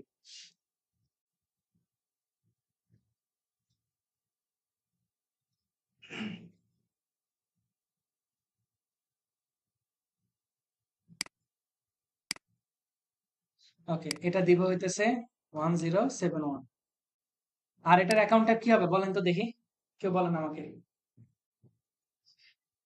অ্যামাউন্ট অ্যাসেট হিসেবে হ্যাঁ কিন্তু এখানে কি হিসেবে দেখাবো লাইবিলিটি হিসেবে এসএডি এসএডি নেগেটিভ হ্যাঁ এসএডি নেগেটিভ ভাই আমি জানতে চাইছি অ্যাকাউন্ট টাইপে কি হবে এখানে অ্যাকাউন্ট টাইপে যে নামগুলো আছে সেখান থেকে আমাকে বলেন কোন নামটাকে চুজ করব account receivable current asset cash and cash equivalent fixed asset non current accounts payable credit card current liability non current liability owners equity income other income okay আর চিন্তা করতে থাকুন ততক্ষণ ঠিক আছে এই যে অ্যাকোমোডেটেড ডেপ্রিসিয়েশন হচ্ছে ফিক্সড অ্যাসেটের মধ্যে সেটা অটোমেটিক্যালি সেখান থেকে মাইনাস করে নিবে আর এটা হচ্ছে সাব অ্যাকাউন্ট হবে 1070 এয়ার কন্ডিশনার তার কোনো ওপেনিং ব্যালেন্স আছে কি একটু যদি আমাকে চেক করে আসতে হয় কোনো অ্যাকোমোডেটেড ডেপ্রিসিয়েশন কোনো ব্যালেন্স নাই তাহলে আমি এখানে 0 দিয়ে দিব আর এটার স্টার্টিং ডেটও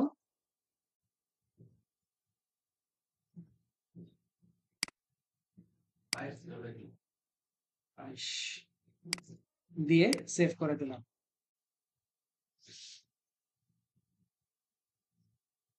এই যে air conditioner accommodated depreciation air condition আপনার বাসা পড়াশোনা করেন সেটা আমি বুঝতে পেরেছি তো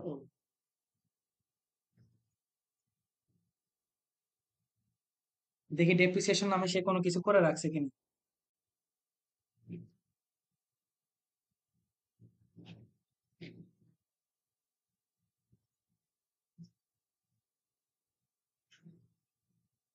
ডেপ্রিসিয়েশন নামে অলরেডি তারা কি করে রাখছে তাই না ডেপ্রিসিয়েশন এক্সপেন্স তাহলে আমার এটা লাগবে না আর লাস্ট একটা কি লাগবে loss or gain on disposal তাই না তো নিউ অ্যাকাউন্টে চলে যাব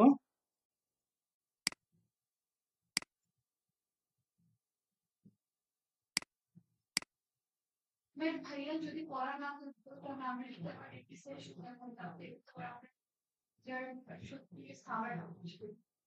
না সাব অ্যাকাউন্ট হবে না ডেপ্রিসিয়েশন কোনোদিন সাব অ্যাকাউন্ট হবে না ঠিক আছে অ্যাকুমুলেটেড ডেপ্রিসিয়েশনটা হয় কিন্তু ডেপ্রিসিয়েশন সাব অ্যাকাউন্ট হবে না নিউ অ্যাকাউন্টে চলে যাব এখান থেকে নাম দিব loss or gain on disposal of fixed assets okay account type ইনকামও দিতে পারি এক্সপেন্সও দিতে পারি দেখি কোথায় আছে তারা হ্যাঁ সে অনুযায়ী দিব লস অন ডিসপোজাল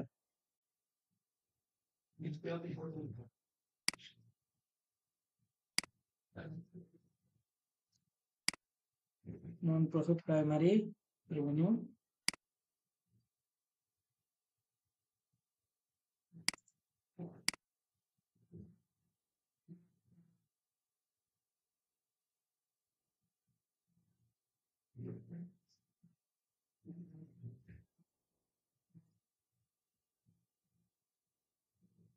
ওকে এখানেও নাই আদার এক্সপেন্সে যাই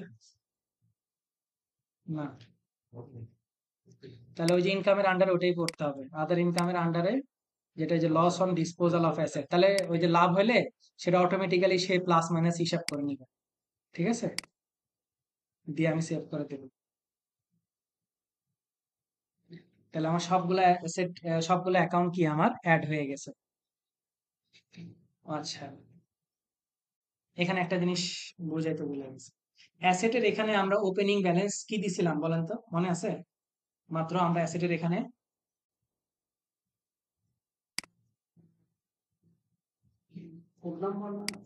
কোড নাম্বার না,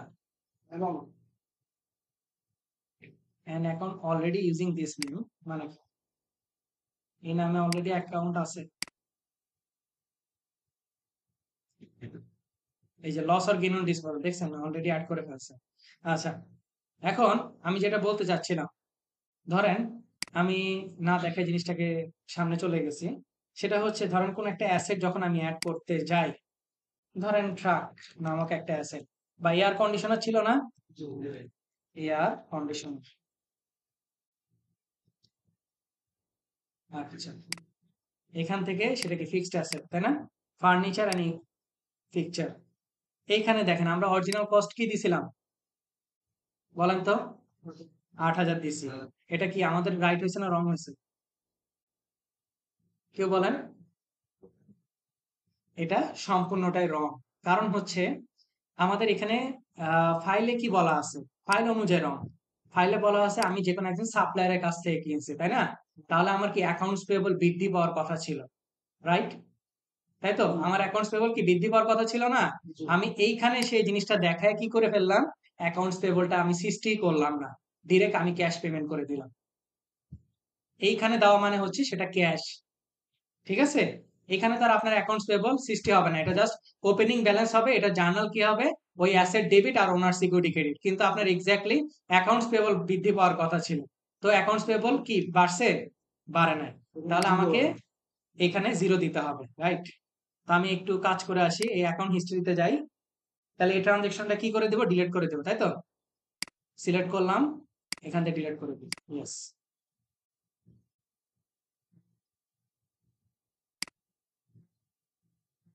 জিরো হয়ে গেছে না এয়ার কন্ডিশনার?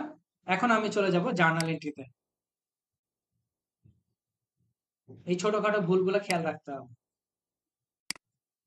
জানুয়ারি 2022 1 তারিখ আপনার জার্নালটা হবে কি অ্যাসেট ডেবিট, তাই না?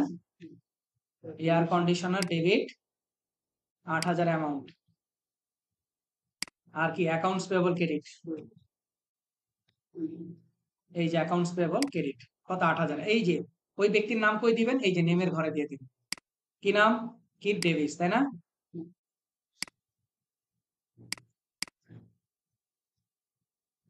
কিট ডেভিস নাই, তো আমরা অ্যাড করে নিই, সমস্যা কি? এখান থেকে সে কি আমার সাপ্লায়ার, তাই না? এই যে সাপ্লায়ার সিলেক্ট করব প্রপারলি, জাস্ট সেভ করে দিব, দিয়ে সেভ এন্ড ক্লোজ করে দেব। তাহলে কি আমার প্রপারলি অ্যাকাউন্টস পেয়েবল হইলো, আমার অ্যাসেটটাও হইলো। এই যে দেখেন, দেখছেন? এখন এয়ার কন্ডিশনার ব্যালেন্স কত, 8,000 না? দেখছেন এয়ার কন্ডিশনার ব্যালেন্স? এখন যদি আমি একটু এটা জার্নালটা দেখতে চাইলে আবার ওই এডিট অপশনে গেলে আপনি কি জার্নালটা দেখতে পাবেন। বুঝতে পারছি? তো যখন আপনাকে বলবে অন ক্রেডিটে কোনো অ্যাসেট পারচেজ করার ক্ষেত্রে, তখন চার্ট অফ অ্যাকাউন্ট অ্যাড করার সময় সেটাকে 0 দিবেন, ওপেনিং ব্যালেন্স। আপনাকে আসতে হবে জার্নালের মাধ্যমে। বুঝাইতে পারছি? এবার আসেন আমরা তাহলে এবার ডেপ্রিসিয়েশনের দিকে চলবো। ক্লাস নিউর আন্ডারে চলে যাব জার্নাল এন্ট্রি। আপনাদের এই ফাইলটা সম্পূর্ণটাই হচ্ছে স্ট্রেট লাইন মেথড অনুযায়ী করা, ঠিক আছে? এবার আসেন আমরা জার্নালে হিসাব করব ক্যালকুলেটরে, রাইট? আচ্ছা, আমি আগে একটা নোটপ্যাড নিই, বারবার লিখতে ভালো লাগে না। ওকে, এয়ার কন্ডিশনার, তাই না? কত, $8,000। কয় তারিখ? 1022। এইবার আসেন মেথডটা কি, স্ট্রেট লাইন, খেয়াল করেন SLM। তাহলে আমার এখানে আমার ফাইলের মধ্যে তারা কি বলছে, 8,000 অরিজিনাল কস্ট, দেখেন current pay depreciation 800, book value 8,000, useful life. আমরা স্ট্রেট লাইন মেথডের ডেপ্রিসিয়েশনের ফর্মুলা কি? Cost minus sale base value divided by life, তাই না? এখন cost minus sale base value দেওয়ার অর্থ হচ্ছে সেটা বুক ভ্যালু। তাহলে এই যে 800 কিভাবে আসে? বুক ভ্যালুকে ইউজফুল লাইফ দ্বারা ভাগ করলে কি পাইছি? কারেন্ট পিরিয়ড ডেপ্রিসিয়েশন আমি পাইছি 800 করে। এটা কি 1 বছরের জন্য না? হ্যাঁ, দেখেন ক্যালকুলেশন এবার আমাদের স্টার্ট হলো এখান থেকে। তাহলে up to up to 2024 December 31 পর্যন্ত, হ্যাঁ। তাহলে এই পর্যন্ত আমার ডেপ্রিসিয়েশন আসবে কত বলেন তো আমাকে কেউ? 800 ইন্টু কত দিব? হিসাব করেন, 2022 সাল থেকে 22, 23, 24 3 বছরের, তাই না? তাহলে 3 দিয়ে গুণ দিব। 1 বছরে যদি 800 হয় তাহলে 3 বছরে কত? আমি ক্যালকুলেটরও সাথে ওপেন করি, তাহলে আপনাদের জন্য বুঝতে সুবিধা হবে। 3 8 24, তাই না? 2400। এরপরে আসেন, তাহলে আপ টু, এখন কি মাস চলে? নভেম্বর পর্যন্ত চলে, তাই না? সেপ্টেম্বর হিসাব করে আপ টু সেপ্টেম্বর কত? 30 না 31? সেপ্টেম্বর 30, 2025 পর্যন্ত। তাহলে কত হবে? এটা কেউ আমাকে বলেন। আমরা প্রথমে কি করলাম? পুরো সম্পূর্ণ বছরের হিসাব শেষ করলাম। খেয়াল করেন, 800 হচ্ছে আমার 1 বছরের। 12 দিয়ে সরি 12 দিয়ে ভাগ দিব, তাহলে কি প্রতি মাসে পেলাম। সেপ্টেম্বর কত মাস? জানুয়ারি, ফেব্রুয়ারি, মার্চ, এপ্রিল, মে, জুন, জুলাই, অগাস্ট, সেপ্টেম্বর গুণ 9 ইকুয়াল টু দিব। তাহলে এটাকে যদি আমি হিসাব করি, 800 ভাগ 12, প্রতি মাসে আমার বের হবে হচ্ছে 66 সামথিং ইন্টু 9, তাহলে কত? 600, তাই না? 600। এরপরে আসেন আপ টু নভেম্বর 6,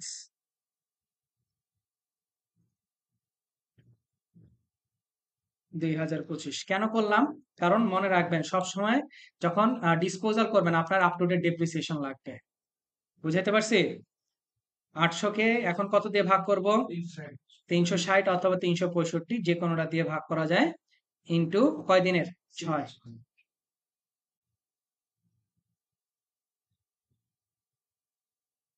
তাহলে কত আসবে? 800 ভাগ 360 গুণ 6, তাহলে কত? 13.33, তাই না? আমরা 13 নিলাম, হ্যাঁ, রাউন্ড ফিগার করলাম, আর বাকিটা বা ধরেই নিই। তাহলে টোটাল ডেপ্রিসিয়েশন আসবে কত? ডেপ্রিসিয়েশন 2400 প্লাস 600 প্লাস 13.33, তাহলে কত আসে? 3013.33। এটা হচ্ছে কি আমার টোটাল ডেপ্রিসিয়েশন। তাহলে আমি এটার জন্য জার্নাল কি দিব? Depreciation expense debit accumulated depreciation credit, তাই না? ওকে,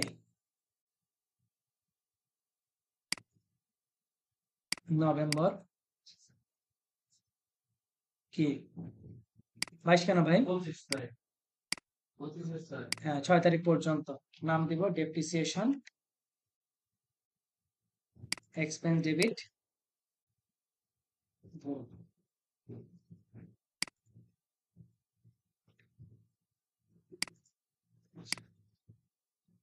আচ্ছা, ডেপ্রিসিয়েশন এক্সপেন্স ডেবিট আর কি? ডেপ্রিসিয়েশন এয়ার কন্ডিশনার ক্রেডিট, এই 1313.33। তাহলে আমি এটাকে 7 ক্লোজ করব।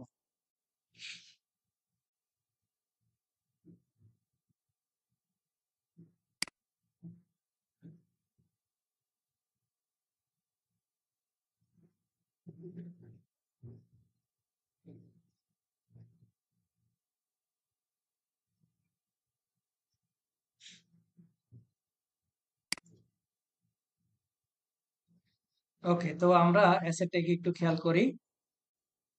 এই যে এয়ার কন্ডিশনার এখন ব্যালেন্স আছে কত, 4,986.67। এই যে ডেপ্রিসিয়েশন দেখছেন মাইনাস দেখাইছে না, 3,013.33 কি মাইনাস দেখানো আছে। Okay fine. এখন আমরা কি করব বলেন? এখন আমরা ডিসপোজাল করব আজকের ডেটে, এই অ্যাসেটটাকে ডিসপোজাল করব। হ্যাঁ, এখন অ্যাসেটের এখন বুক ভ্যালু আছে কত, 4,986.67। তো অ্যাসেটটা আপনি বিক্রি করবেন হচ্ছে $4,000। বিক্রি করবেন কত, $4,000। তো আসেন $4,000 আমরা হিসাব করার চেষ্টা করি। ক্রিয়েটে চলে যাব,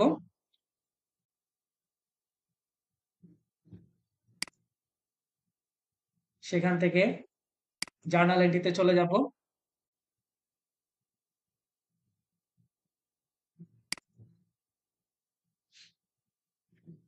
আজকে ডেট, তাহলে সর্বপ্রথম কি হয়, এই যে 4,000 টাকা আমি ডিসপোজাল করতেছি, এটা কি হবে, জার্নালটা কি হবে বলেন? আমার এই টাকাটা কি ব্যাংকে আসবে না? আসতেছি এক এক করে। ব্যাংক ডেবিট কত, 4,000। তারপরে কি ওই অ্যাসেটের যে অ্যাকুমুলেটেড ডেপ্রিসিয়েশন আছে সেটা ডেবিট হয়ে যাবে। অ্যাকুমুলেটেড ডেপ্রিসিয়েশন এয়ার কন্ডিশনার কত প্রাইসিং ছিল এটা দেখে আসবেন অবশ্যই, 3,013.33। 3,013.33, তাই তো? ওকে, তারপরে কি হবে? হ্যাঁ,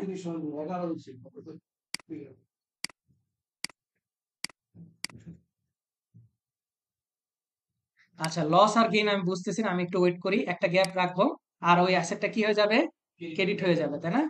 এয়ার কন্ডিশনার ক্রেডিট হবে কি বুক ভ্যালু দ্বারা, তাই না? বুক ভ্যালু নাকি কস্ট প্রাইস, কোনটা বলেন তো? রাইট, এটা যাতে ভুল না হয়, কস্ট প্রাইস 8,000 ক্রেডিট করে দেন। তাহলে এবারে মিলে দেখেন, এই যে 8,000 ডেবিটে কি গ্যাপ আছে, তাই না? এই গ্যাপটা কি হবে আমার, exactly loss. Loss or gain on disposal, এই যে 986, ঠিক আছে? আর যদি গেইন হতো তাহলে কি ক্রেডিট পাশে বসে, দেখেন 8,000 কি দুই পাশ সমান হয়ে গেছে। অবশ্যই আপ টু ডেট ডেপ্রিসিয়েশন দিয়ে রাখতে হবে। এবার আমরা একটু চেক করব হচ্ছে আমাদের অ্যাসেটের অংশটা চেক করব, অ্যাসেট এবং অ্যাকোমোডেটেড ডেপ্রিসিয়েশন। কারণ ডিসপোজাল করার পরে এই দুইটার অ্যামাউন্ট কি থাকবে না, আমরা এটাকে একটু চেক করে দেখব।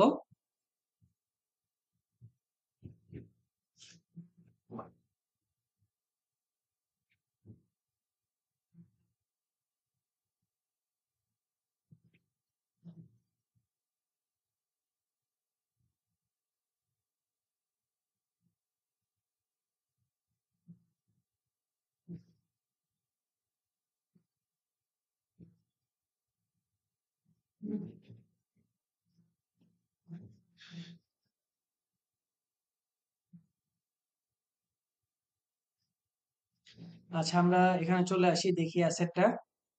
এই যে দেখেন air conditioner 0, accommodated depreciation 0।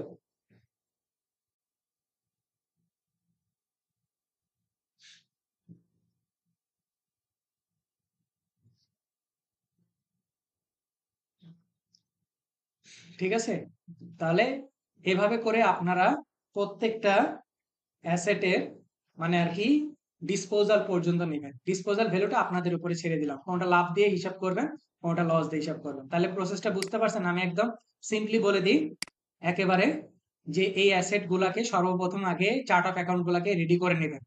Asset, তারপরে অ্যাকোমোডেটেড ডেপ্রিসিয়েশন, ঠিক আছে, তারপরে কি loss or gain on disposal, তার ডেপ্রিসিয়েশন, এই সবগুলো যদি প্রপারলি থাকে তারপরে অ্যাসেট গুলো অ্যাড করবেন।